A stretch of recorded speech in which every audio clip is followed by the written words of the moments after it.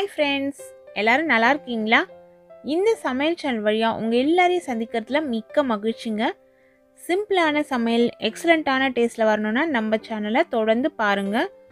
உங்களோட கருத்துக்களை கமெண்ட் செக்ஷனில் போஸ்ட் பண்ண மறக்காதீங்க. வாங்க கிச்சனுக்கு போகலாம். சுவையாக ஆரோக்கியமாக சமைக்கலாம். இன்றைக்கி நம்ம முட்டையை வச்சு தான் ஒரு ரெசிபி செய்ய போகிறோம். இது நீங்கள் சைட் டிஷ்ஷாகவும் சாப்பிட்லாம், இல்லை டிஃபனாகவுமே சாப்பிட்லாங்க. அவ்வளவு ஹெல்த்தியான ஒரு ரெசிபி.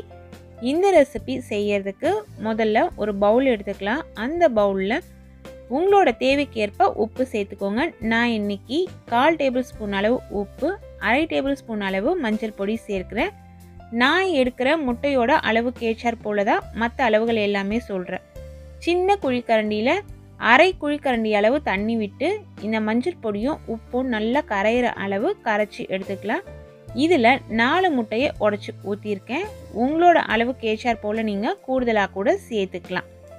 இந்த முட்டை எல்லாமே நல்லா நம்ம கலந்து விடுறோம். மஞ்சள் பொடி உப்போடு சேர்ந்து முட்டை நல்லா கலந்து வரணும். அதனால் நல்லா கலக்கிக்கோங்க. அப்போ தான் நம்மளோட ரெசிபி ஒரு கரெக்டான பக்குவத்தில் கிடைக்கும்.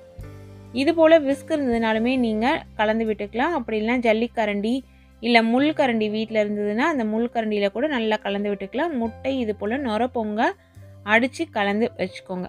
அதற்கு அடுத்தது இது போல் ஒரு பேன் எடுத்துக்கோங்க. அப்படி இல்லைன்னா தோசைக்கல் நம்ம வீட்டில் இருக்கும், அதை எடுத்துக்கலாம். அதில் 2 டேபிள் ஸ்பூன் அளவுக்கு எண்ணெய் சேர்த்துக்கலாம்.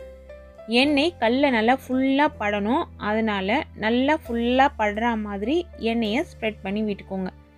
இப்போது இதில் 1/4 டேபிள் ஸ்பூன் அளவுக்கு ஜீரகம் தாளிச்சிடலாம். ஜீரகம் நல்லா பொரியட்டும். மிதமான தீயில் வச்சு ஜீரகம் நல்லா வெடித்து பொரிஞ்சு வர வரைக்கும் வெயிட் பண்ணுங்கள். தீயை நல்லா குறைச்சி கூட வச்சுருங்க. ஜீரகம் நல்லா வெடித்து பொரிஞ்சு வந்த பிறகு இதில் மெல்லிசான நீளமான சைஸில் இருக்கிற 2 பச்சை மிளகாய் இது போல் பொடியாக கட் பண்ணி எடுத்து சேர்த்துடலாம். 4-5 பூண்டு பற்கள் இது போல் கட் பண்ணி எடுத்து சேர்த்துக்கலாம். 2 மீடியம் சைஸ் வெங்காயம் இது போல் பொடியாக கட் பண்ணி எடுத்து சேர்த்துக்கோங்க. எந்த அளவு பொடியாக கட் பண்ணுறீங்களோ அந்த அளவு நல்லா வெங்காயம் வதங்கி வரும். இந்த ரெசிபிக்கு ஒரு கரெக்டான பக்குவத்துலேயும் அது இருக்கும். வெங்காயம் வதக்கும் போது தீயை கொஞ்சம் அதிகப்படுத்தி வச்சுக்கோங்க. அப்போ தான் வெங்காயம் சீக்கிரத்துலேயே நல்லா வதங்கி வரும். இப்போ வெங்காயம் இந்த பதம் வந்த பிறகு கொஞ்சமாக கொத்தமல்லி இலைகள் இதில் தூவிக்கலாம். ஏற்கனவே முட்டையில் உப்பு சேர்த்துருக்கோம். இப்போ வெங்காயத்துக்கு தேவையான அளவு உப்பு இதில் சேர்த்துட்டு கலந்து விட்டு எல்லா பக்கமும் நல்லா கலந்து வர மாதிரி கலந்து விட்டுடுங்க. அதற்கு பிறகு இது போல் ஃப்ளாட்டாக நல்லா தட்டிடுங்க.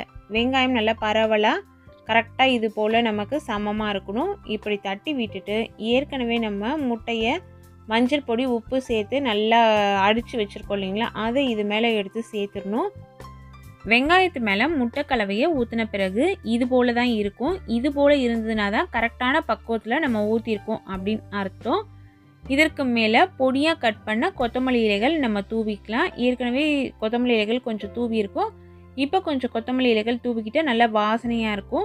இப்போ தட்டு போட்டு மூடி ஒரு 3-4 நிமிஷத்துக்கு லோ ஃப்ளேமில் அப்படியே விட்டு அதற்கு பிறகு ஓப்பன் பண்ணி பார்த்தா கீழே எல்லாமே நல்லா கோல்டன் கலரில் செவந்து வந்திருக்கும்.